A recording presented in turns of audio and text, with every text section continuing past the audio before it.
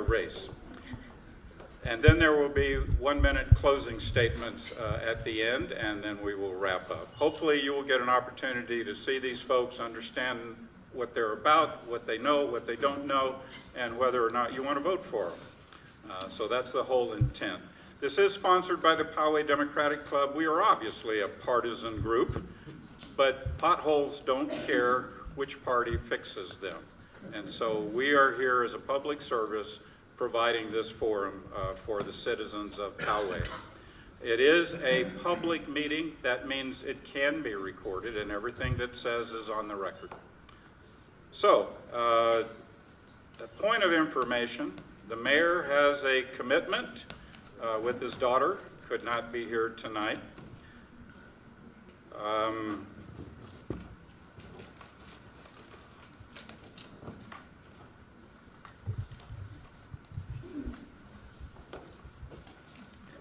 I've got everything right at my fingertips. There it is, under the board.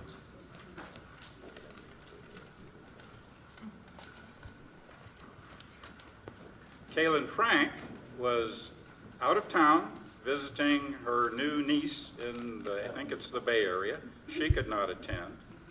As of last night, everyone else was confirmed for this meeting tonight. All right, it was, all candidates were invited regardless of party. I got a notice last night from Joe Calabrese, who is running in District 3 against incumbent John Mullin, that something pressing has come up and he can't make it. We just learned tonight that Yuri Bolen apparently has some problems with me and will not be here tonight.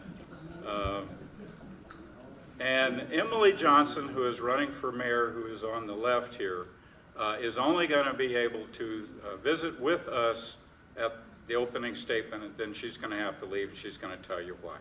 So with that, let's start opening statements and welcome Emily Johnson. Oh, please do avoid applause or any other noise, claps, hugs, whatever, but we'll give everybody a hand at the end of the meeting, so thank you. Emily. Okay. My name is Emily Johnson, and I am running for mayor of Poway. Unfortunately, due to some circumstances regarding my health, this will be my only statement for the night. But I do hope you will all listen to and consider what I have to say. As you may have noticed, I don't fit what people might expect a mayoral candidate to look like. But I don't see this as a disadvantage, it's just a change. This city has had a history of ignoring the large minority groups within, from people of color to the LGBT, to women, and to the homeless population. I feel that it is time for that to change. It is time for representation, support, and education of marginalized groups and their issues. It's time for taking steps to protect the environment that we live in. It's time to bring some new ideas to the table, and I believe that I will be able to offer those ideas. My name is Emily Johnson, and I'm running for mayor of Poway. Thank you. Brian. Greetings. I'm a 19-year resident of Poway with 5 children, 3 of which are still in the Poway School District. I have a law degree, and I run a small business. Very simply, I want to make Poway better. I want to make Poway better by improving the amenities and enhancing our quality of life. When I go to other towns to watch one of my kids play sports, which they do a lot, I often see that Poway is not keeping up in terms of the facilities and amenities that we offer. Now, this is important not only because we all deserve to live in a great place, but also we need to continue to attract great people to come and live here, because great people make a great community. I think the latest Poway Unified School rankings illustrate that Poway is no longer as attractive a place as it once was. In that ranking, 4 out of the 5 high schools in Poway Unified were in the top 1,000 in the nation. The one school that didn't make it, Poway High, our school. I believe the poor showing by Poway High is partially due to our failure to have things that attract young families to move here. Things like parks, fields, tree-lined streets, walking paths, tennis courts, and yes, golf. I want to reverse that trend and make Poway a desirable place to live once again. Dave Grosch in District 1. Incumbent Dave Grosch in District 1. I'm Dave, as Pete said. I moved to Poway about 27 years ago, and I've always said that that was the best and luckiest move I've ever made in my life. I love Poway. I think Poway is a great place to live, and yes, things could be a little bit better, and that's what we're trying to do. I think this council has done a great job. We finally came across, and we've started the safety improvement project on Espola Rd. We are about ready to make a decision in the next few months on the community center, senior center, which I think is badly needed. And we're making improvements along Poway Rd, which is, I think, needed. I got involved in the city council because of my community service when I was growing up with my kids. I was baseball coach, little league coach, softball coach. I was on the side council, and right now I'm a member of the VFW, the Elks Club, and the Kiwanis Club. And I look at being on the council as an extension of my community service. And if I'm elected, I will continue to do the same. Thank you. John Carson. Hello, everybody. My name is John Carson. I'm a 7-year Poway resident. I was a United States Marine Corps veteran for 8 years. I'm not an aspiring politician. I am an aspiring dad. I want to do good for my son. The parks matter to me because we enjoy them. I aspire to be a good husband to my wife. I aspire to be a good church member and a good community member. Sorry, this is important to me. That being said, I am the only candidate, like I said, with an elementary age child.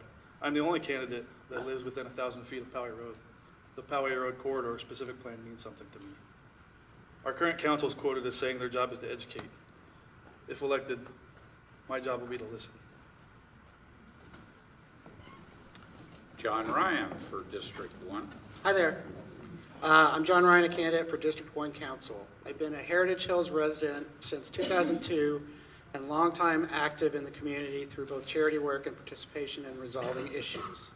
I'm running because I am upset by the ongoing problems at City Hall, both financial and ethical, and I believe I have the skill to fix those problems. I watched in the last several years as management of Poway has had significant errors costing us money and the decline of our assets, including the parks, due to lack of maintenance. We are screwing up, losing money, and not fixing the problems. I watched the Poway Corridor Plan and hoped it would address the issues we all have with the look of Poway Road.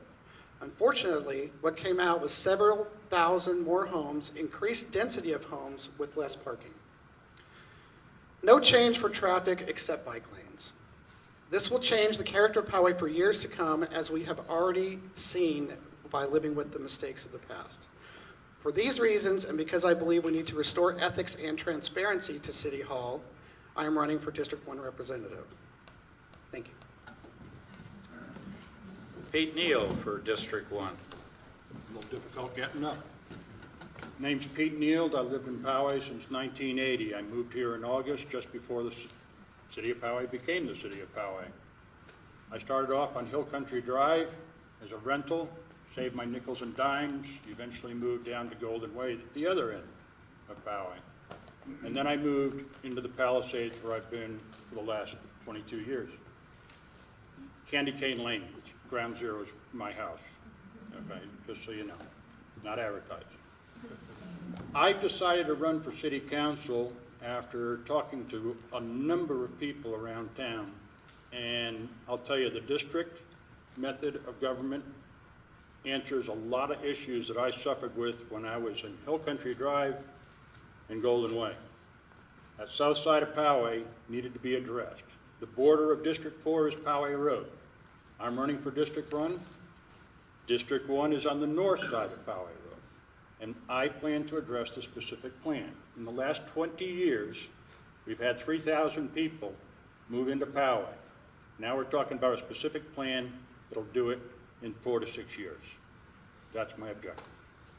Thank you, Pete. John Mullin, incumbent in District 3, and his competition, Joe Calabrese, could not make it tonight. So, John Mullin? Thank you, Pete. I was going to introduce myself. I don't have to. Pete suggested that we address why we're running in our opening remarks, and so I thought I would do that. It's kind of a complex question, but I'm going to try to distill it down as best I can.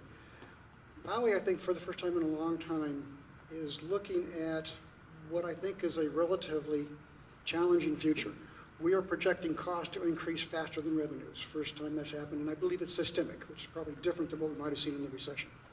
I think we have plans in place to address this. Things you can do, you can reduce cost by doing the solar projects that we've done, one at Poway High and one coming up in Fire Station 3. And contrary to what you're hearing here, I think the Poway Road specific plan is actually vital to the revitalization of our economy, to create a destination downtown area, and it will provide what we project to be a long-term solution for Poway and Poway Road. These are plans that are in place. I'm running for office because I would like to implement, see them to fruition, and continue to work together for our common good. Thank you, John. And the open seat, now this is Councilmember Cunningham's seat, which is a citywide election. And first up is Torrey Powers. I'm Torrey Powers. I am a fourth generation Powesian. My family goes back. My great-grandfather was the first doctor/dentist. We have a lot of history here. We had about 200 acres. We gave some away for a graveyard because we knew that we wanted to have the citizens of Poway to have a resting place, and our graveyard is actually pretty. My grandparents ran a dairy farm. There was a cash and carry on Poway Road, so we were part of a small business. My grandfather was on the Poway Unified School Board when it began. My grandmother was one of the co-founders of the Poway Historical Society, which I am now a board member of. I have volunteered in many different arenas. One is the rodeo, a little arena. I have two sons. They are twins, and they are freshmen at Poway High. I'm running because I live in South Poway. I know Poway, and I feel that we are greatly underrepresented. We need a voice up there that speaks for all the Poway. Thank you. Thank you, Torrey. And last but definitely not least, Tony Russo running in the open seat.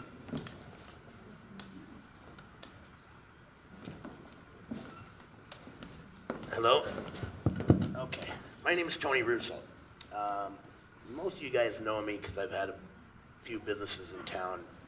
I've been here since 1978. My parents moved out here. Everybody's asking me why I'm running and what platform I'm running on. And I tell them that it's not a platform for me, it's a platform for the people. It doesn't matter what I want, it matters what the people want. Could you speak in the microphone? I'm sorry. I thought I had a loud enough voice. I apologize.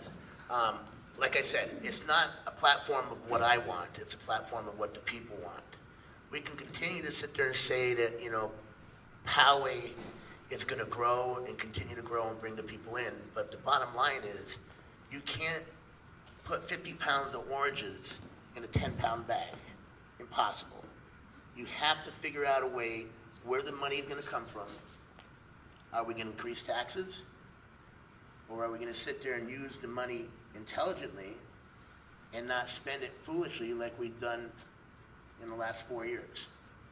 So again, thank you. I'm Tony Russo. Remember T, then you'll know what I'm talking about. Thank you, Tony. You're very welcome, sir. That's okay. Yes, right. We got people who clean it up. Me. Okay, the first question, and this is a question I gave all the candidates. All right. The other questions I haven't given them to given to the candidates. Apologize for that. The question is, what are the biggest issues facing the city of Poway over the next 4 years? And the first person to answer that will be John Carson.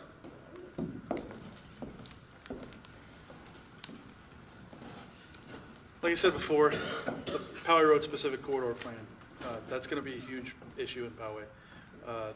Dave said it on his website, himself. Traffic today is not going to get any better in the future. Traffic's going to get worse, right? We need a well thought out, needed, specific, what looks like Poway plan. The outpost that was already approved and broke ground a few weeks ago, to me it doesn't look like Poway.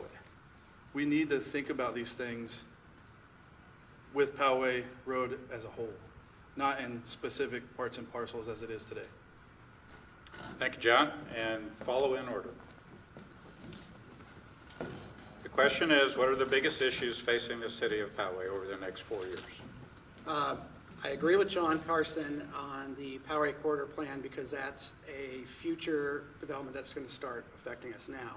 I also have to say we are in an emergency situation with the parks and some of the maintenance issues that they've been deferring, putting off, trying to find the money, whatever the games are that are going on with that. I come to this park almost every day. I have a lab that I take to the dog park back there, and trees that have been there for 50 years, we've lost 5 of them now in the last couple months. That's because the eye's not on the ball. This park, I have pictures from 4 years ago. I sent them to the city council and said, this park doesn't look anything like it did 4 years ago. We're continuing to decline. It's not just about water. When you talk to the city staff, they say they're upset. So I think those are 2 of our big priorities. Thank you, John. Like going last works out pretty well because ditto on Poway Road. But I'm going to switch for number 2 and go for the expenses of the city. That, if I'm elected, I'm going to pay very close attention to the expenses of the city to see what we can do to squeeze a little bit more utilization out to address the other issues that are taking place, such as the perimeter of Poway. There's a lot of property out there that have eyeballs on them right now, and I'm going to be looking into those matters. So the finance would be second after Poway Road. And the third thing, we're listening to the people. I've been here since 1980, but I've got gray hair now. I'm not near as energetic as I once was. So I need to hear what's important to the people in the city of Poway now. Thank you, Pete. John Mullin? I alluded to what I think the problems are in my opening remarks having to do with finance and what I think are some challenges that lie ahead. So that's the broader umbrella. A large part of that is driven by pensions. We've been talking for some time about pension costs, and it is now finally starting to come home to roost. We're seeing that not only with our own employees and safety service especially, but with the sheriff's contract. It's something that, as I say, when I talk about systemic increases, that's one of the ones I'm talking about. So the solution to that is to revitalize the economy. We can do what we can. We do have a 2-tiered pension system as we speak, but we also need to then address the revenue side because these are problems we really can't address. We just have to manage, and we have to manage them by raising them and pay for them because the objective is to continue to maintain the level of service. We don't want to have to be choosing between paying pensions and paying for sheriff. Thank you, John.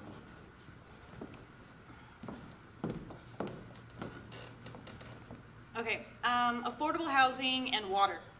These are going to be the 2 biggest concerns. The state is actually going to press these matters upon us as well. So this isn't just going to be a need, it's going to be a mandatory. So we need to address how much affordable housing that we're going to be able to allocate. Just driving in my own neighborhood, there are more and more cars parked on the road because adults can't afford to move anywhere else, so they're staying at their parents' houses for longer. Water is going to be the next biggest thing. Every year, our water rates are going to keep increasing, and we're at the bottom of the line, so we need to start diversifying and addressing that now. Thank you. Tony, what are the biggest issues facing the city of Poway? Water, number 1, but there's not much that we can do about that because obviously the taxes that come in, and it's a different part. I think, like Torrey said, low-income housing is a priority. We live in a city that, per capita, they say that we're one of the most wealthiest cities. But if you go in areas, there's people that need help. And the people that need help aren't getting it. You know, I've had the opportunity to sit there and help a lot of senior citizens and cook for them and do that, where no one sits there and goes and helps them out when they really need it. So in the end, we can't sit there and raise taxes to sit there and pay for other things. We have to find out where we can cut some budgets to sit there and pay for the things that we need.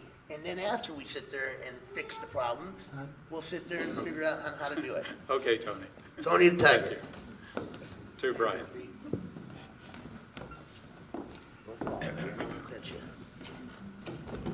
The two most specific issues that face Poway over the next 4 years will be the Poway Road specific plan and the Cafania Center, Family Center development, which is a huge cost for the city. If we're really hurting for money, I really question spending over $15 million, most likely, redoing this little area, okay? Now, more generally, the number one concern is the pressure to develop, okay? Because it's going to be tremendous. And there will be some development, okay? But you need a city, someone in city council who can put the brakes on it, make it slow and steady, and then make sure that the effects of that development on the local community where it takes place are accounted for and addressed, okay? So there's going to be some condos here. You need to add stuff and make and enhance what's around there for the people who are going to be affected by those new condos, and that goes for any other development in the city. Thank you, Brian. To Dave. As a few people talked, I think finances, revenues versus expenditures. In the last 8 years, I've seen our revenues consistently going up, but expenditures are going up at a greater rate than revenues. And so we need to do something about that. Someone will say, well, what have we done? Well, we've asked our employees to increase their contributions to the pension. As John mentioned, we've got some solar projects. Back 6-7 years ago, we had 237 employees. Today, we have about 210. So the city is trying to do things, but we need more revenues. And part of the Poway Road will give that to us. If we want to have safety, fire, and police, we have to pay for it. Their rates are going up. And so hopefully, Poway Road will have more homes, condos, and more property tax, and more importantly, sales tax for us. Thank you. Thank you. The first person that's going to answer the next question is Brian, so you can give him the mic. A couple of you have already touched on this, but the second question is, the current Poway Road specific plan was the result of a 3-year effort to create a framework to guide the revitalization of Poway Road for the next 30 to 50 years. Do you support the plan? Why or why not? I think there's some good stuff in the Poway Road specific plan, but it's incomplete and it needs to be fixed in some areas. The most important area that it needs to be fixed in is the parking. They reduce the parking requirement. That is going to create huge problems for the communities around those developments because people are going to park in their neighborhoods. That's just a fact. The other issue with the Poway specific plan is Chapter 5. Chapter 5 talks about all the additional parks and amenities that will be needed, but there's no specifics of where they go. And so they're going to build this thing out, and they're going to say, hey, we don't have enough parks, and guess what? There's no place to put them because it's all built out. Thank you, Brian. Dave? Yes, I do support the plan. Someone mentioned the outpost. I think that's a great project. 2 floors underground will be for parking. Upstairs, on the top floor, you'll have a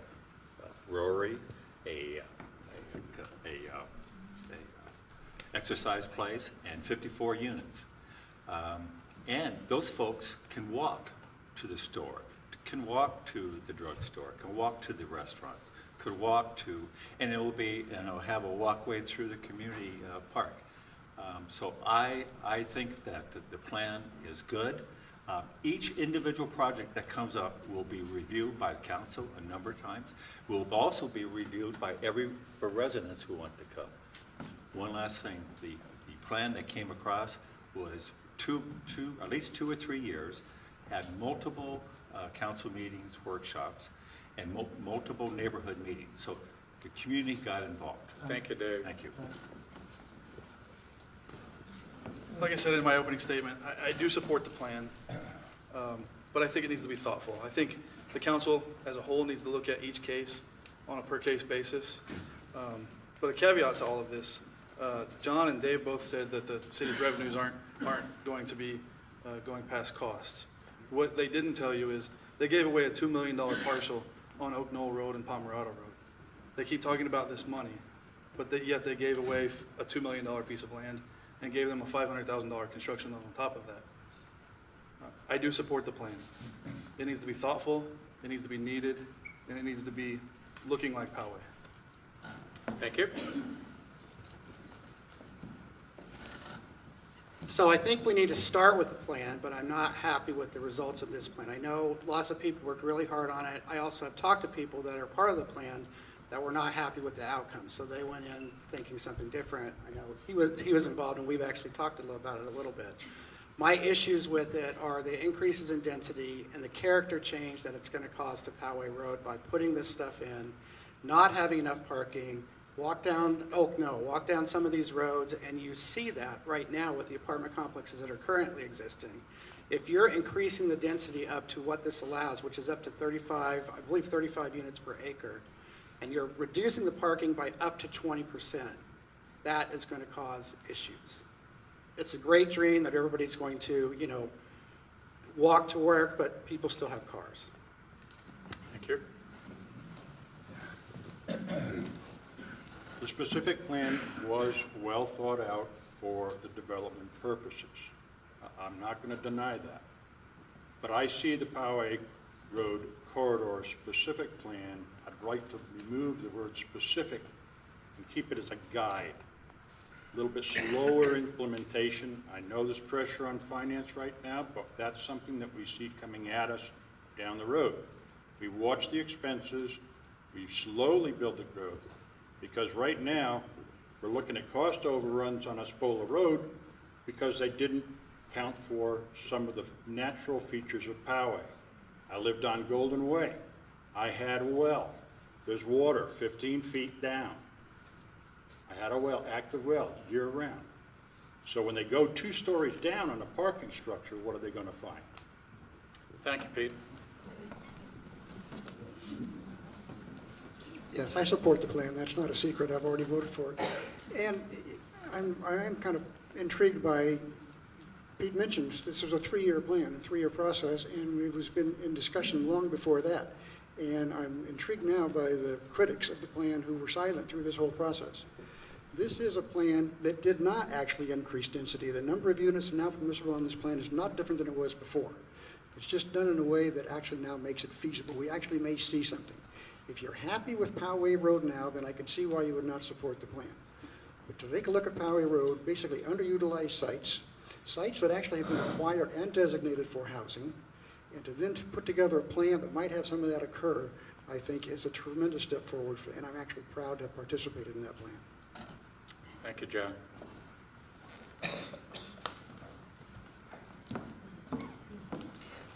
All right, I actually did attend a meeting or two, and the citizens were kind of muted, and the developers had a very loud voice in that room. We lost the amount of parking per units. We lost our easements, meaning they're going to build the buildings right on top of our sidewalks. We will also lose our view of the hillsides. So these are 3 things that I feel are very important to the character of Poway.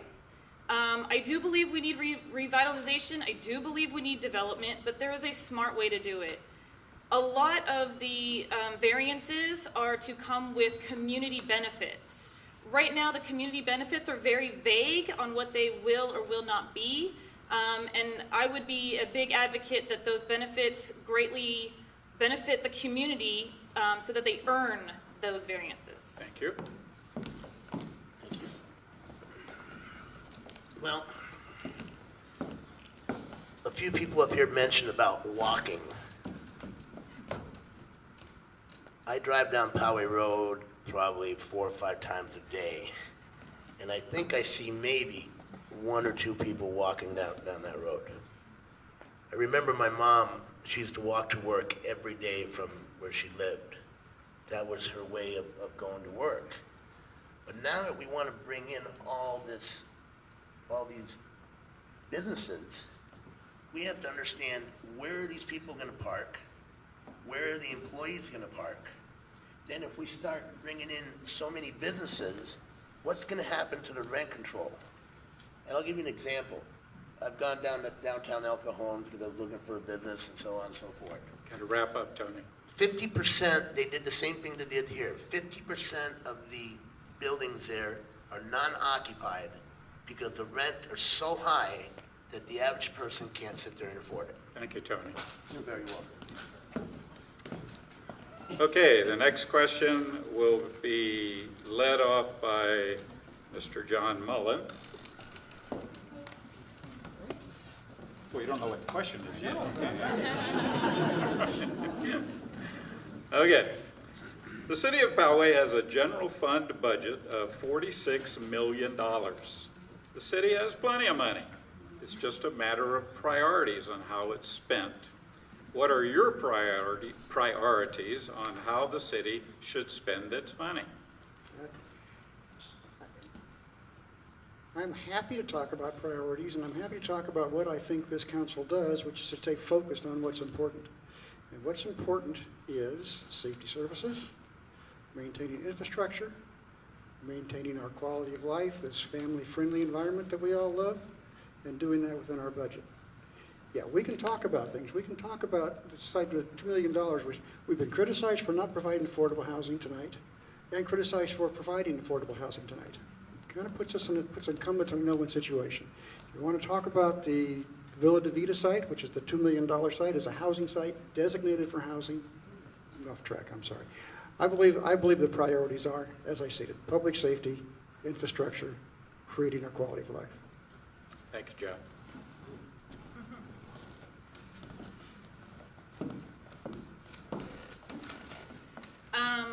I'm actually kind of in line with that, to be honest. Our budget kind of dictates our quality of life.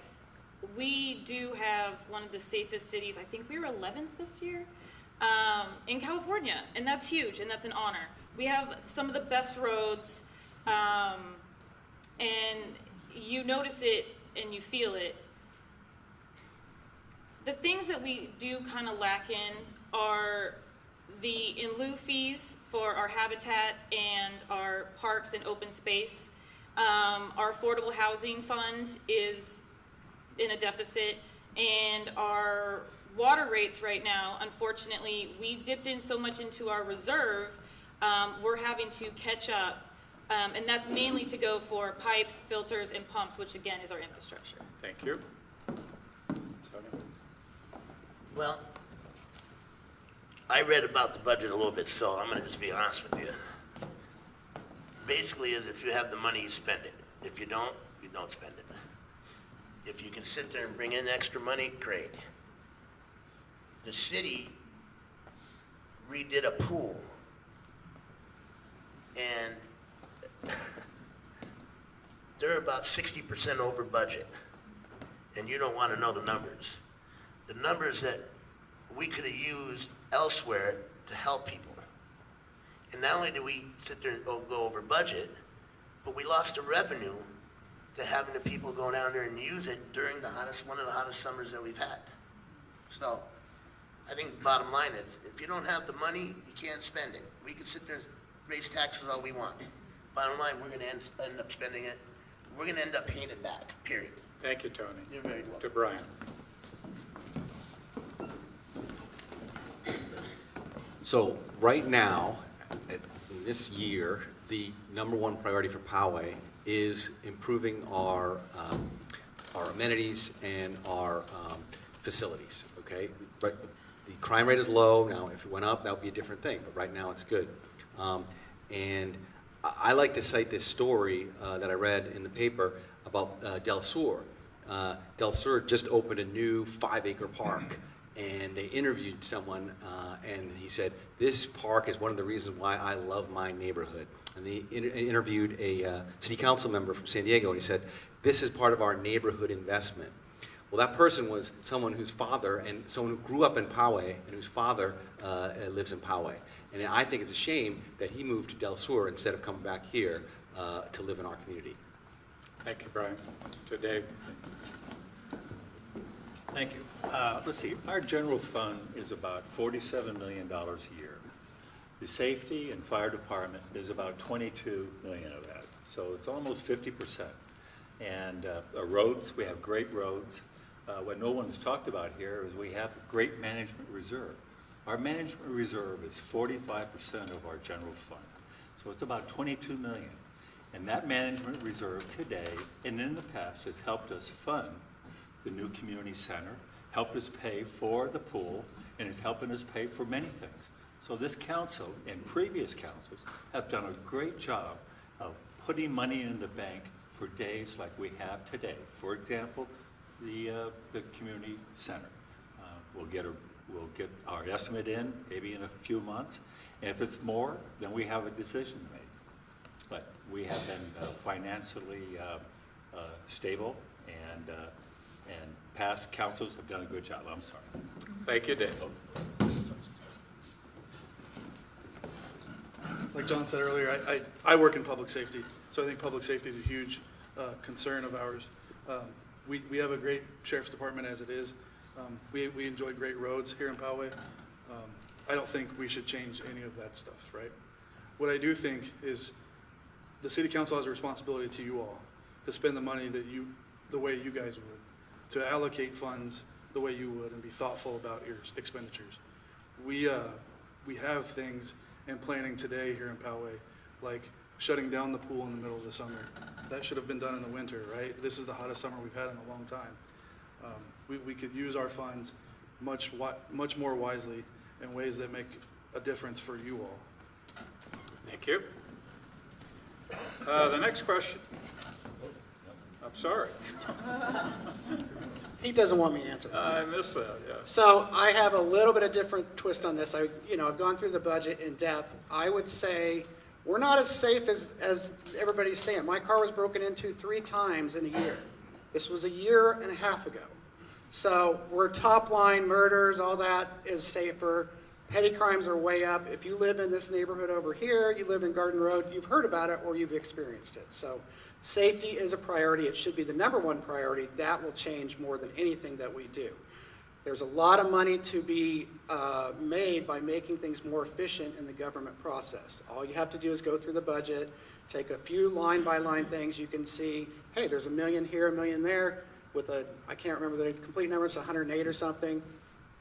A couple million adds up really quick. We can build these things that they want to build by increasing the efficiency. Thank you. Thank you, John. And Pete is next. You're really anxious? I'll pass. It's been spoken. Well, get up and say you'll pass. I think you all heard how I felt on the particular matter of the budget and the finance, so I will pass. Okay, thank you. All right. The next question will be led off by Pete Neal. So you can stand back up. The East Coast is bracing for a pretty big hurricane. The Society of Concerned Scientists have not said that the frequency of hurricanes are related to climate change, but the size and the fact that the oceans are rising makes hurricanes much more difficult. On the West Coast, we have fires. What should the city do with respect to global climate change? Well, that's a big task for me, and it's right up my alley. My profession was a scientist. I researched the hell out of things like that. we are looking at global climate change, and it is going to affect us in the form of fires.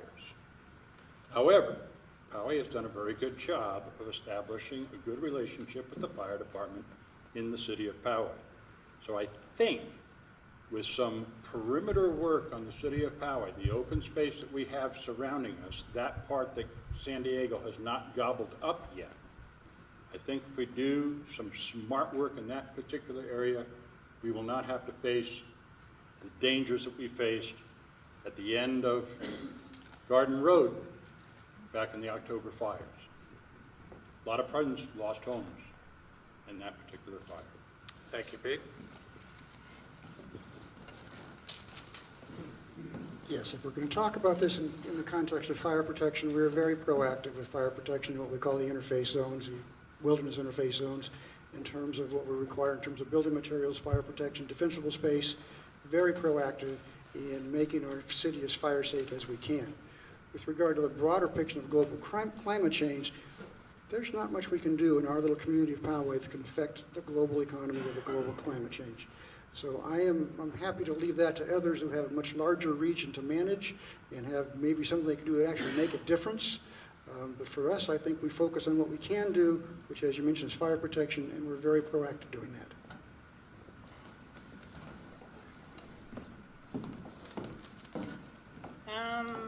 I think we could switch real quick.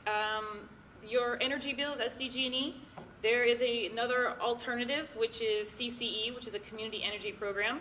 Our rates will actually go down, most likely a penny, but it will go down, and we will know that we'll be using clean, green energy. On top of that, we need some infrastructure on Poway Road that would charge more electric vehicles. If you build the charging stations and you offer it, more people will be able to utilize it. Target is a great example. So those are just two things that we could do locally in our community that would help. Well, that's a tough question. I agree about the fact that I don't have experience in climate control. One thing I do agree with her saying that we need more cars that are electric and less gas consuming. But the problem is, I don't know if any of you guys go out and try to buy one of them. They're a lot of money. And if you guys, the average person, $40,000, $50,000, $60,000 to buy a car that not gas controlled, electric controlled, it's tough. I think we could use that money elsewhere. Now, I do believe that we can sit there with the fires, and we've done a great job. We've done, the fire departments. Do we need more fire departments? I think we do. I think by the Stone Ridge area, I think we need to have something out there, and that's something down the line that could be done. Thank you, Tony. Back to Brian.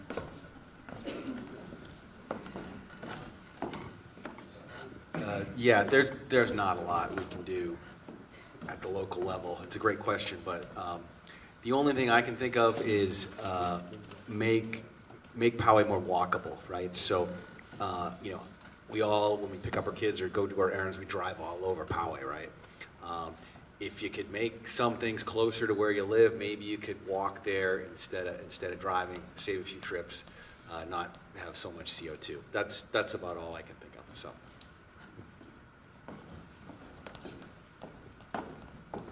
Well, in case the city has a disaster, I think we've been prepared. First, a couple of years ago, we hired a young lady from the Red Cross, who is most probably the best hire that we've had in a long time. And she's helped us put together and coordinate our PNEC folks, who are situated all over the city, our CERTS folks, who will help us in times of emergency, and marry them with a ham radio. And so the city is preparing for the worst, and hopefully we would have the best. But we know we've had a few fires, and but I think we've done a pretty good job, and hopefully we are prepared. We certainly put the money into it. Thank you.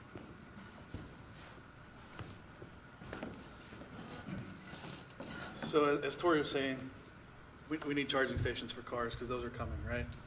You see Teslas everywhere, even the new Model 3. It's starting to be in every neighborhood. as far as fire departments go, we really need to be vigilant with what we have as fire departments, the defensible spaces that we have. And other than that, the city really needs to pay attention to the little things. The recycling programs that we have. The city could sponsor more events. The city really needs to invoke a thing of change for the people. We all have a piece to play in this puzzle, and the city needs to lead that effort. Thank you, John.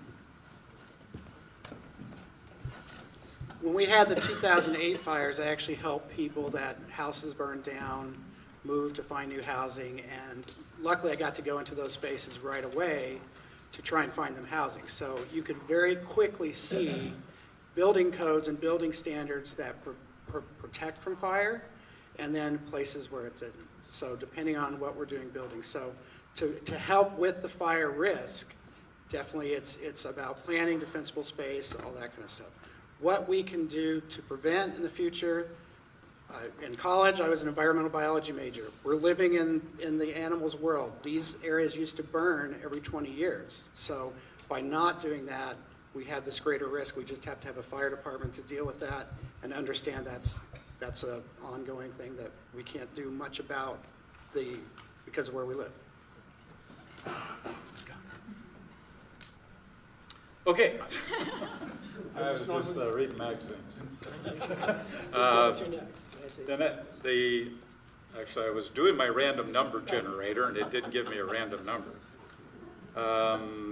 The next first person answering first this question will be Torrey Powers. And it has to do, in the Poway General Plan, there's a section on housing. City needs to be able to allow people to live in this place. However, we have consistently been below our target for affordable housing. And over half of the housing that we have is really for people that are above moderate in income. Although I will admit personally, the stuff we've done looks pretty darn good, but we've been way behind the plan. What would you do to help alleviate the housing issues if you were elected on council?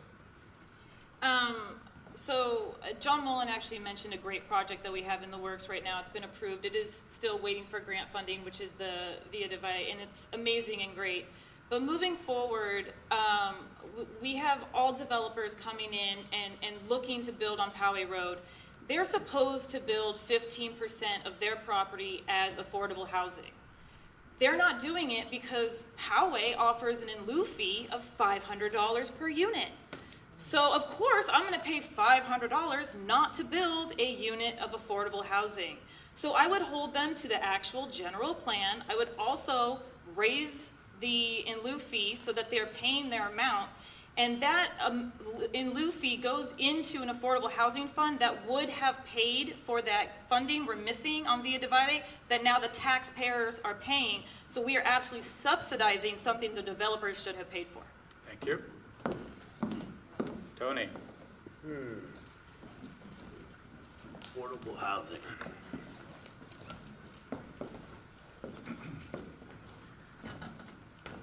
I don't think if we build affordable housing, as we had people say at the last election, that it would bring in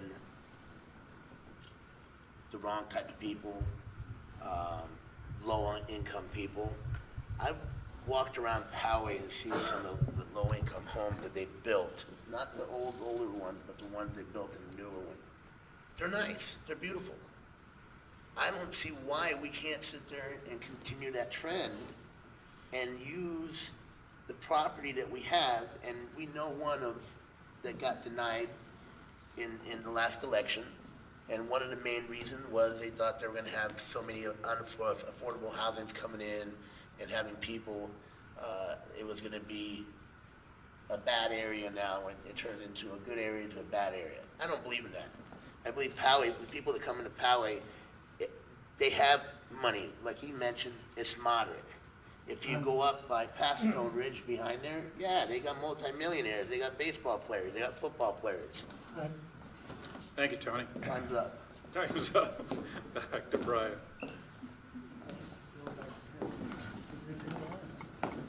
He's your go-to guy every time. Yeah, I just have to agree with Torrey. We've got to bump those in lieu fees up so that we either force the people to put in those units, or we get money so that the city can build it themselves. That's the only way to do it.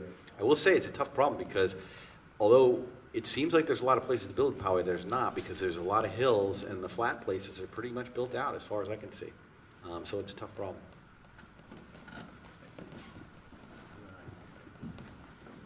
Let's see, on what Torrey brought up about the in lieu fees, we did discuss that about 3 or 4 months ago, and we agreed to readdress that later. And I don't disagree with you that we need to review that.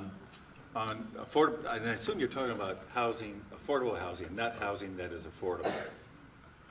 By definition, Affordable the housing. affordable Okay, housing okay. is what we're Because required to build. We need both. Right. But the piece of land on Oak Knoll Road in Pomerado, that John was referring to, that's for 54 units for development needs. And so that will be, if they get the funding, that will be a great affordable housing. And we have land available. We need developers. We have the land, just like on DeVita. We gave them the land to come. And if developers want to come, we have the land. We have land on Monte Vista, all across the city that the Housing Authority purchased a few years ago. Thank you. As Dave was saying, that the property that they gave away is for developmental needs. My wife's uncle is a handicapped person with developmental needs. He lives in a group home with about 5 other guys, and their group mom takes care of them, right? I'm all for affordable housing in Poway. Our current council, a couple years ago, voted down the veterans housing project on Twin Peaks Road, right? They didn't consider it guaranteed for veterans, so they didn't want people that were not a veteran buying into those homes, right? So they could have approved the program and went back to the table with Habitat for Humanity and negotiated it for being just for veterans, but they didn't even do that. They didn't even consider the plan. So our current council is not really for affordable housing. They're for development of Poway Road, and they're looking for dollars going forward. Thank you. So I would argue there's not much affordable housing in Poway, period, much less low-income housing or whatever, you want to redefine it as.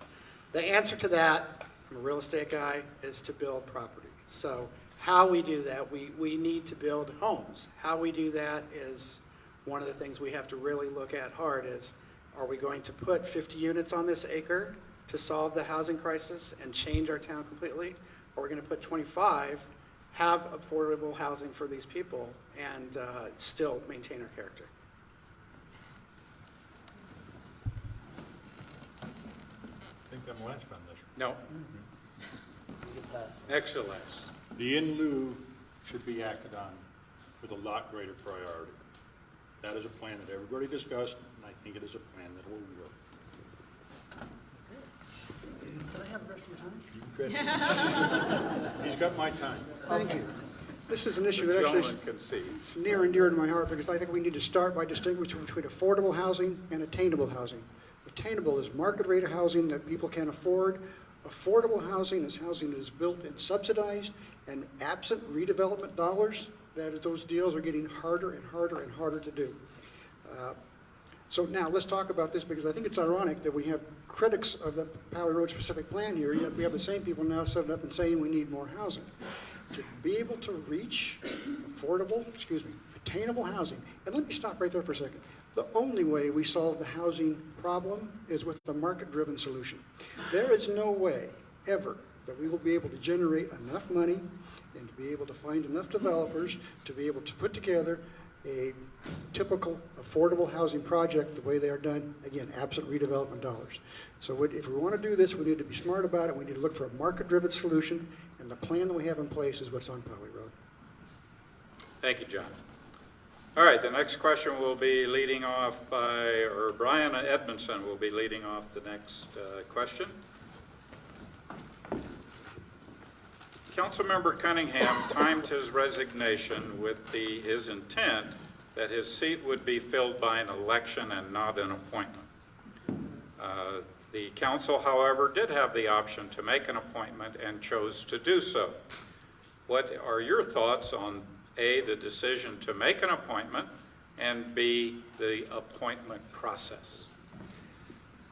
Yeah, it does seem like the appointment process is broken, and so I do think it needs to be modified. I don't know if you can completely eliminate it, but I'd probably make the lead time a lot longer, where if it was so close to election, whatever, 9 months, 6 months, that you just go with what you have and wait till the next election. So I would want to modify it and make it a lot more difficult to appoint people when someone leaves office, because it does seem to be not working. Today. When Jim decided to resign, and we knew we had about 4 or 5 months to go, there was a vote at the council, and I voted against the appointment. I thought it would be too little short time, and I actually thought it was too little short time and put too much pressure on the staff. When we went through the appointment process, I picked 3 folks who I thought would qualified, and my colleagues voted and picked another person. And so so I'm a math major, I understand, 3 to 1, and so I wasn't in favor, but I also read the writing on the wall, and I made it unanimous, you know. And so and all I would say is people have a choice in November. And that's the American way, right? Thank you. Thank you, Dave. You guys can see Dave's paper right there in the back. It says he's an independent voice for the city council. Voting to make something unanimous for the sake of unanimity is not independent in my mind. I don't think the appointment process was fair. I don't think it was in Mr. Cunningham's wishes. I think the council should have upheld his wishes as the guy resigning. Jim's a great dude. I've met him. He was a professor of mine in college. He's a member of the council that I wish was still here. I don't know that I would be running against him if he was still here. Like I said, Dave's paper says independent. Voting for consensus just for the sake of his peers being happy is not an independent thought in my mind.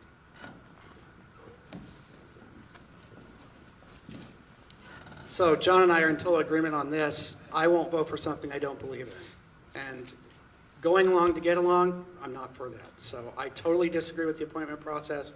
We have seen that there was no emergency because they appointed Mrs. Frank in, and then 2-3 meetings later, they canceled the meeting because they didn't have enough on the agenda. So there's only one reason to appoint anybody to that position, and that is to give them an advantage for the election, because then they have 3 votes and they have control. But nothing gets my ire up worse than somebody voting for something they don't believe in just to get along. I am not that kind of person. Dave is right. You do have a choice in November, and I suggest you decide which of those kind of people you want. Thank you.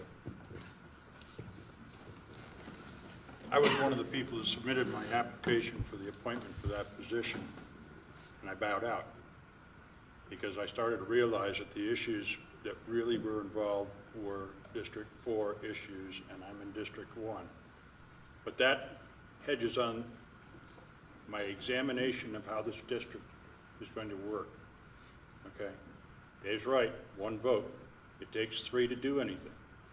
With District 3, District 4, District 1, there have to be 3 to get things done along Poway Road.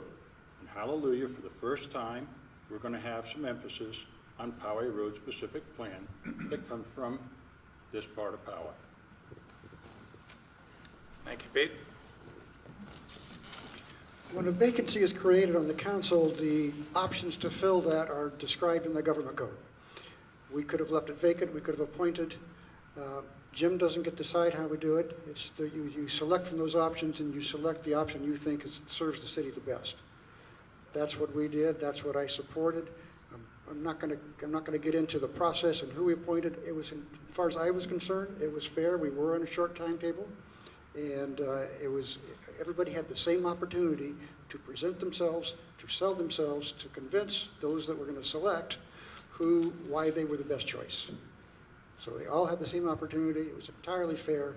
Like I say, I'm not going to get into the decision, but in terms of the process that was followed, it was according to the government code. We have so many options to do, and we selected one of them. Thank you, Jeff.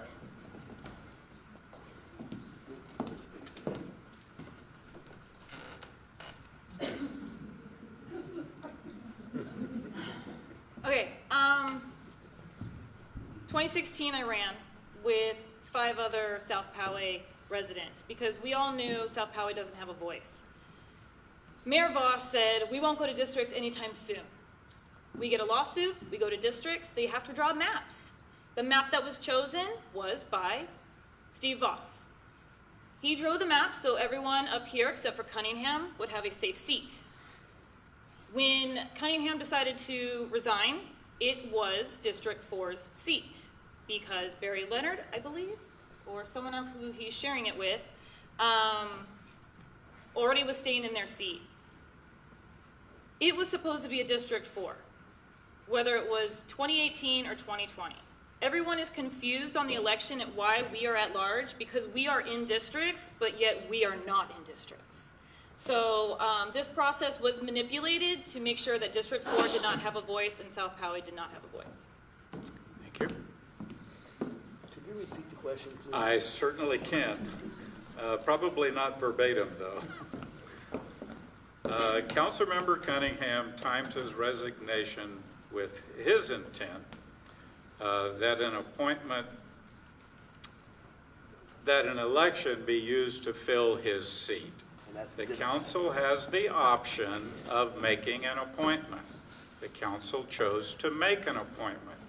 Your thoughts on the decision to make an appointment and the process on making an appointment? So they made that district at large. Well, I don't want to debate, Well, but it is an at-large I by virtue of the... I figured they knew I was going to go in there, and that was big, so. Anyways, someone that's been here for 40 years knows Poway. Someone that's been here 3 months that got appointed by Mayor Vaus doesn't know Poway.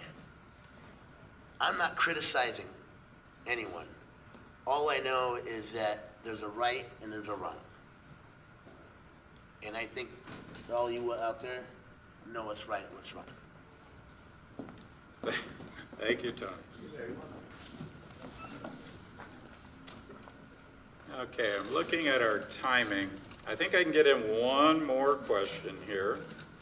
And leading off will be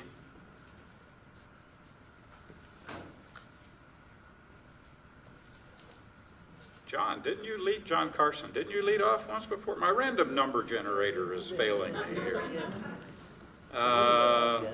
Who has not led off? John will be leading off. Great.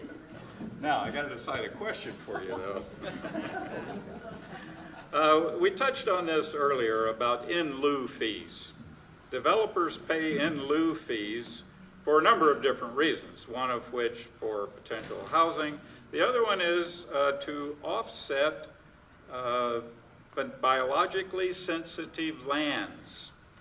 There's, I believe it's $1.5 million in that fund right now, and the city can use it to purchase land to preserve habitat. Should the city use that money to purchase the property on Poway Road or even Stone Ridge for that matter? Okay, should the city purchase the current 2 hot issues to protect them? I would say Matade, it's already zoned OSR or whatever it is, that'll keep it what it is now. So there's no need to purchase that unless there's a referendum and change, that's good. Stone Ridge is much more into the neighborhood and what the neighbors want to do there. I don't believe the path forward is for the city to purchase it and take it over. I think there's a lot better ways to handle that property. So That's it. Thank you. Well, I'm going to kick in a District 1 issue here. You summed up the Matati and Stone Ridge, but District 1 has an issue with Meadowbrook Road being extended out into the open space to our west. I'm going to, if I'm elected, I'm going to investigate that and find that. It is a catch basin there. It's dry right now, but in the wet years, there's a nice little pond up there, and there's got to be some impact. I've been doing some studying. It's not complete, but we have little pockets of open space around Poway that I want to look into and find out how that can be handled properly.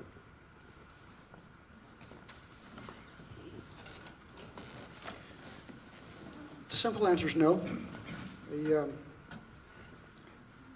These are funds that are acquired as mitigation property if somebody needs to disturb protected habitat, and the use of those funds need to be to protect habitat. The Matati site, quite honestly, is vacant. Will be vacant for years anyway, so I don't see there's any rationale where we need to make a move. Stone Ridge is not protected habitat, and actually it makes me a little bit nervous to even talk about Stone Ridge because it may come before us at some point, should I still be on the council. But I'm going to give you a short answer that says no, all right?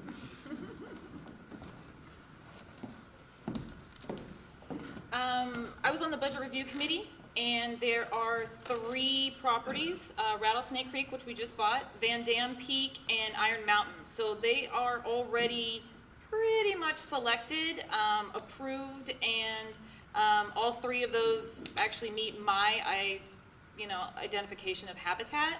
Now, when it comes to Matati, there are 3 different parcels. They have 3 different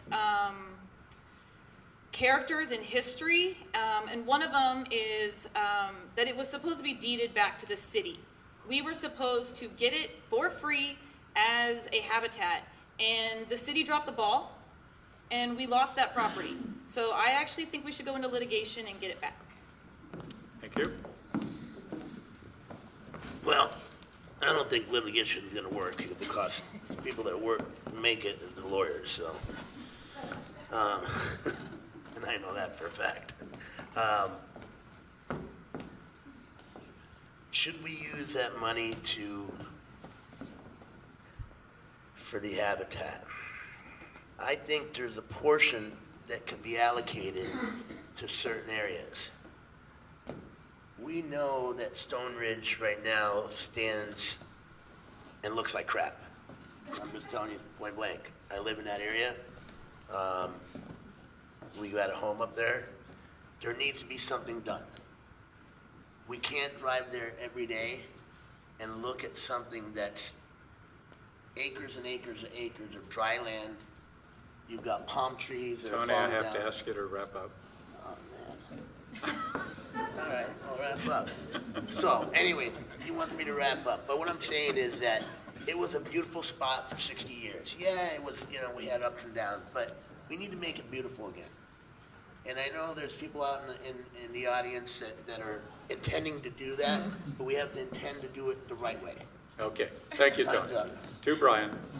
To Brian.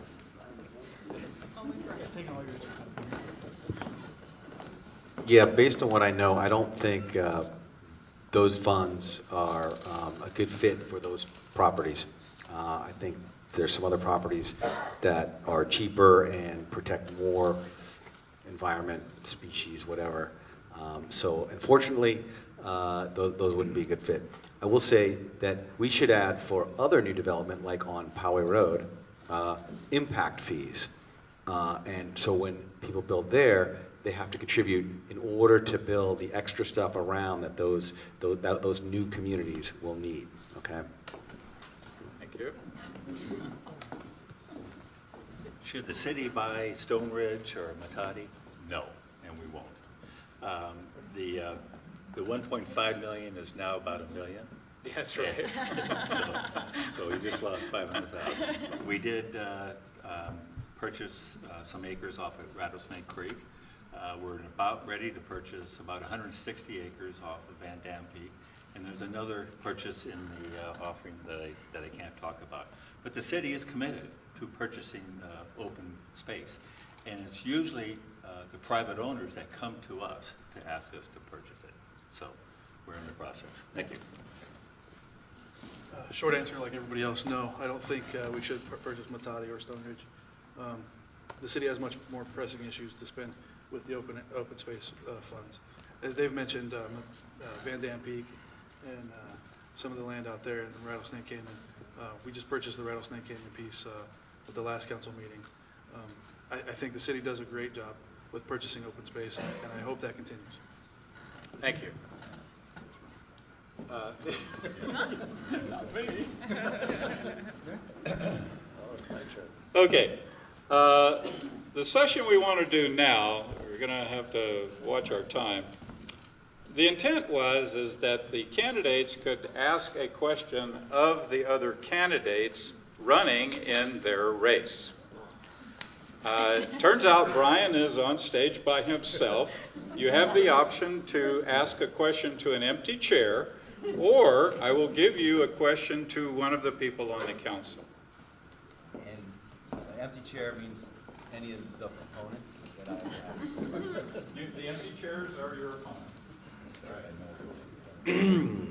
Yeah, so I would direct my question to Steve Vaus.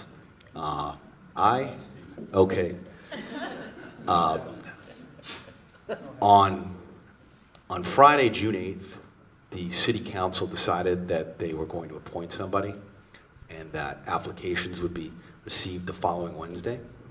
I submitted my application, and then they had us talk for 2 minutes the Monday after.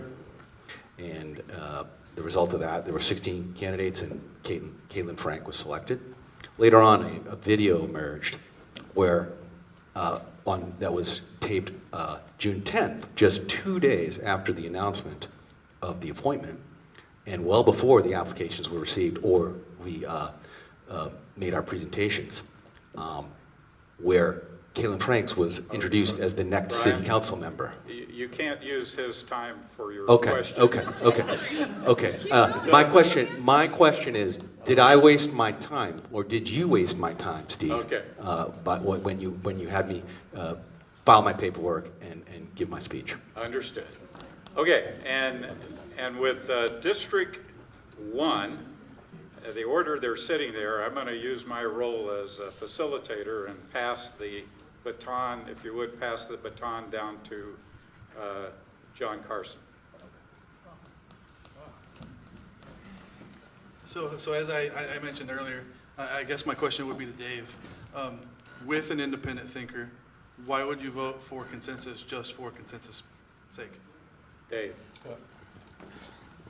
That's because I have to work with the 4 other council members, and everyone knew my opinion, but I made it unanimous because I have to work with Caylin and deal with her on an everyday process. So that's exactly right. We have to work together. No rebuttal. John. Do I get to ask the question? Not yet. No. All right. Who's it to? Councilman Grosch, Okay. in your tenure, Stand up. in your tenure, there have been several significant problems that cost us money, including billing errors, cost overruns, ethical issues, and significant project delays. For example, this year we have the Espola Rd project, which is years behind schedule, costing us 100%, almost 100% over budget, and caused horrendous traffic problems that should have been anticipated and planned for instead of reacted to, as we have seen the last couple of weeks. And the question is? What have you personally done to correct all these issues, and how can you assure us that they will not happen in the future? Well, could you reread the issues? Yeah, sure. Well, there are many. This is one of the reasons I'm running. Give one. Well, Okay. 25 seconds. Sure. I didn't know you were in control, but that's okay. The ethical issues, the billing errors, the cost overruns. That's three big ones. That cost us millions of dollars. Well, I don't know exactly what billing errors you were talking about. Espola Rd. Well, Espola Rd. 900,000 off. Well, it was not a billing error. It was an oversight into what was in the proposal. So oversight. And it was a omission in the RFP, and so it wasn't an overrun, it was, they forgot to include that. So if they had included that, it most probably would have been $800,000 larger, and that would have been part of the bill, or that would have been a part of the proposal. So the good thing about it was, well, there was an omission, but our project engineer caught it in time before work started. And so it showed So that. what have you done to prevent that? Okay, gentlemen, there's no rebuttal. That's my question. You didn't answer my question. Well, we have numerous meetings with our city manager, and our city manager has numerous meetings with the development services and with the project manager. There wasn't most probably a day gone by that the council members hadn't talked with our city attorney or our city manager. Pete, you get to ask a question of one of these people. Can we stand up here, Pete? Who is it? I'm going to let you off the hook real easy, Dave. You know I like you. But I am running. I am running against. All right. Could you remove your lawn signs? Because I'm just a poor starter at this politics thing. I've always hated lawn signs. Could you remove them? The yard sign. Yard sign. I thought maybe you want one. At the very least, this council prohibited all signs of public property. And we also removed the 6x4 or the 4x8. So we made a big change. So. Okay. Dave, you had a tag team match on. Okay, so. You may ask a question Or to make a all of comment. them. Okay. Well, I'd like to address maybe just John a little bit. He talked about the habitat. Which one? Oh. Mr. Carson. It wasn't just about veterans. The project was an agreement between the city of Poway, the Habitat, and the Calvet. And when the Calvet dropped out, they dropped out with their money, which was a big deal, and they dropped out with the assurance that there was going to be a veterans only. And when they dropped out the money, that meant that that Habitat had to raise another $3 million. And it also meant that they were going to have to build that thing, the project in 3 phases. And for me personally, losing the money from Calvet and losing their veterans assurances was a deal breaker for me. All the other stuff was just minor. But we lost our Calvet, and we lost the money, and we lost the veterans. Thank you, Dave. And on the council, I was the only veteran. What's the question? I'll answer. Okay, okay. And I know No John rebuttal. is a veteran too. Well, okay. So the question is, do you understand that? I do. Okay. So you're done. So what Dave's also not telling you is, John, you're done. he asked me a question. I know. He asked him a question. He asked me a question. He asked him a question. I stand corrected. So when Calvet dropped out, Habitat for asked the city for an additional $700,000 of support for this project. They just gave a $500,000 construction loan to the Oak Knoll project on Pomerado. Veterans are important to me. I've lost, since I got out of the Marine Corps in 2008, I've lost 12 Marines of mine personally to suicide. We don't owe people, veterans, a place to live in Poway, but we do owe them the opportunity to get a place in Poway. Does that make sense to everybody? What Dave stopped and the rest of the council stopped was even the attempt to give these veterans a place, a chance to live in the same great place that we all live today. This is something I'm very passionate about. John, have to wrap up. Okay. But they, again, $700,000 versus the $500,000 they just gave to Oak Knoll. That's a $200,000 delta. That's not a huge difference to me. Thank you, John. Okay, and to Mr. Mullin, who has, oh, that was it. Yeah, You're up, John. he doesn't have anyone to ask. That was it. No, that was it. So Mr. Mullin gets a chance to ask an empty chair or somebody else a question. An incumbent.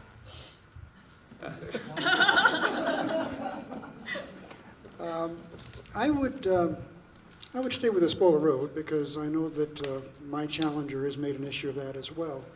And what I would ask is he aware that the budget for that project was $5.1 million, that we've currently committed a total of $4.2 million? He'd be willing to drop that as one of the claims in his campaign. Because yes, there was a change order to the contract. Change order was negotiated at the same unit prices that was in the radio contract, but the original bid was considerably under what we expected it to be and considerably under what the budget was and is. So the Espola Rd project financially is right on track, and those that claim otherwise are ill-informed. Thank you, John. Okay, Torrey, do you have a question for one of your competitors? Either present or not. I don't have any questions for Tony. You're welcome. And it was really for you guys. And I would actually like to open the floor. Caylin Frank's husband is actually here, and I believe he had a correction to one of your statements. So if you would like to correct that, you're more than welcome to. All I said is she doesn't need her nephew, not her niece. She was what? I There's could. a difference when there's my daughter and the son in the family. Oh, okay. But it wasn't that she couldn't be here. Okay. That's where she is visiting her nephew, and she. Good enough. Okay, thank you. And I have to only answer. you either have to ask Torrey or Caylin a question. I can't ask Mr. Russo. No. You know the rules. Well, I give up my time then. I don't really have. What am I going to do after this? Okay, no, stay there. Okay, that means we move into closing statements, and guess who's up? Get up there. Can I ask questions now? No! Closing statements. Okay. What all fun and aside, you guys are all Democrats. We know that. Well, I don't think so. Well, according to him, he said you guys were all Democratic. But I'm just joking around on that. But the bottom line is that the city, we need to do things for the city based on what the people want, period. We can't sit there and continue to spend money that we don't have. We can't leave spaces that are open that we want to sit there and not do anything to it to try to sit there and prove a point. And the bottom line is, if I'm a council member, I'll work for you guys. I don't need to work for myself. I'll work for you guys to sit there and do the best I can. So thank you very much. Hope you guys had fun. And then there's no coffee. Torrey. In reverse order.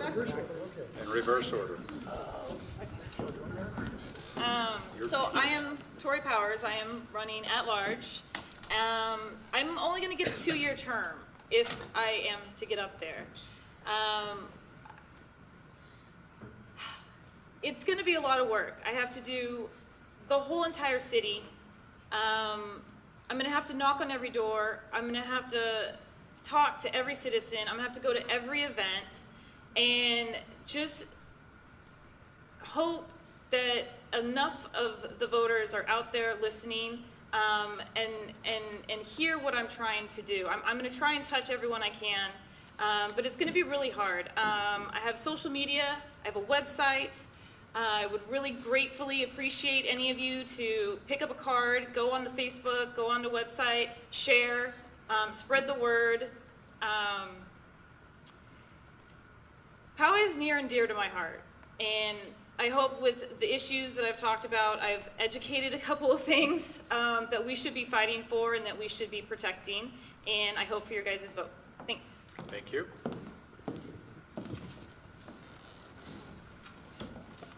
much of what I would have covered in my closing remarks, we've touched on during the course of the evening.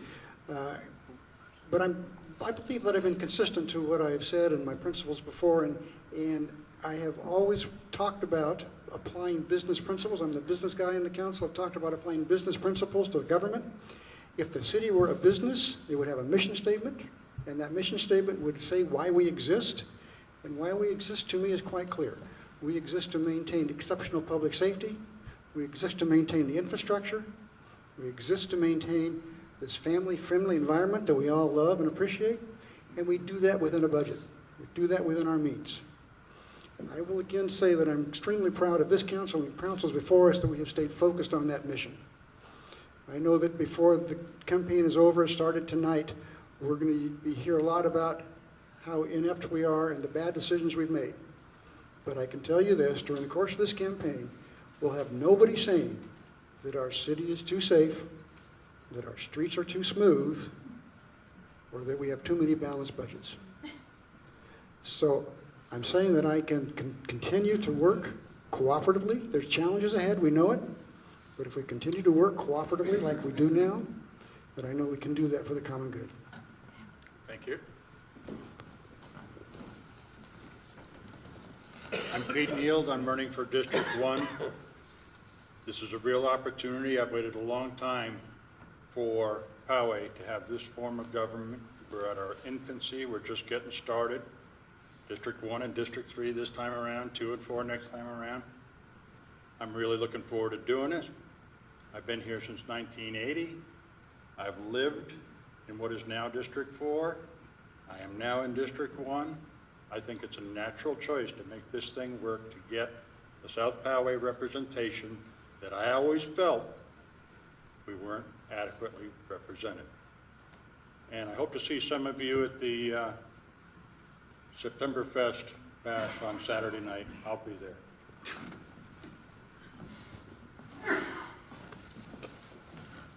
So I'm a reader, sorry. So again, I'm John Ryan. I'm running for District 1. As I look back on the last 8 years in Poway, I find not much is better and a whole lot is worse. The incumbents all voted for more homes, more density, more traffic, less services for more cost, with million-dollar screw-ups and timelines blown. As my friend said sarcastically, but unfortunately is true, he considers it an accident when something actually goes right at the city of Poway. We have seen what the future holds for Poway with the current members. There is a better way. We need a change in Poway and to move Poway forward. I want to clean up Poway Road while not creating traffic burden or changing our community so that we become Carmel Mountain. I believe we can make our city better, and I'm running to do just that. You can contact me directly via cell phone or find out more where I stand on the issues by going to ryanforpoway.com. Thank you for attending the forum, and I hope you now see that we need a change. I want to move Poway forward. Thank you. I just want to start by saying thank you to Pete. Thank you for hosting this. Thank you for putting this together. Thank you to your team for having us. Thank you for everybody coming. It's really important that these issues get out to you guys. It's really important that you guys hear and see what us up here are about. I struggle every day telling people why I'm doing this. But the one thing I keep coming back to is my wife will tell you I'm not a good listener. But I'm trying more and more every day, right? The reason I'm doing this is to listen to the people of Poway. Bottom line, I look forward to meeting every one of you after this. I'll be standing over there in the corner, and I won't leave until we're done. Thank you. Let's see, I'll start off by saying I do like my job. I like what I'm doing. I think I'm known as one of the most accessible council members on the council. I think there's about 12 of you, 15 of you that have all had a cup of coffee with you or have shared emails with you. There's most probably 4 or 5 on here that I've talked with over the years. And so I am always available, and that's the best part of my job is meeting everyone. And as John said, the city is a great, safe city. We have a great fire department. Our roads are smooth. Thank God we have the city of San Diego to make our roads even seem better. But they're getting better too. So So I think the council is doing a great job. We are transparent, and I think, I can speak for the other council members, if you call us, we will answer. I don't think there's an email that anybody's written me that I haven't responded back. And I'm pretty sure that's true of most the council members. So if there's issues, I'm only a phone call away, and I'll be glad to talk to you. Thank you. First, I want to say thanks to the Poway Democratic Club for setting up this event. It's been a pleasure. I also want to thank you all for coming. It's great to see people participate. So it seems Poway is at a crossroads. We face huge development pressure and a city council that's frankly pretty developer friendly. That's a dangerous combination. I'm not anti-development, but we need to proceed at a slow and steady pace. We need to have better urban planning. We need to make sure that any new development is combined with the necessary infrastructure and amenities to allow Poway to maintain and preserve its quality of life. Additionally, we need to take steps to reduce the impact of these new units on the surrounding communities. I don't see that coming from the city council. Poway is a great place, but we've not kept up with other communities. We have not invested in Poway in the way that we should have. We can change that, however, starting with this election. If we make the right choices and invest in our community, we'll be able to make Poway reach its full potential. Thank you. Thank you. John. Sorry.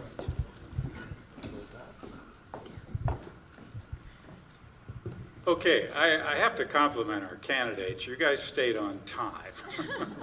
And here we are, we're only over by 2 minutes.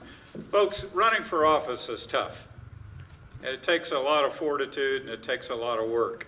These guys have put themselves out there. How about giving them a hand?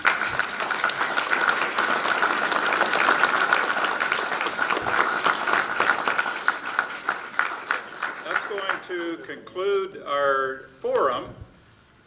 And I have to correct John a little bit. You can't be over in that corner because we got to be out of this room by 9. So if you are physically capable, we'd appreciate you helping pick up some of these chairs and put them over there. And thank you for coming. Give yourselves a hand.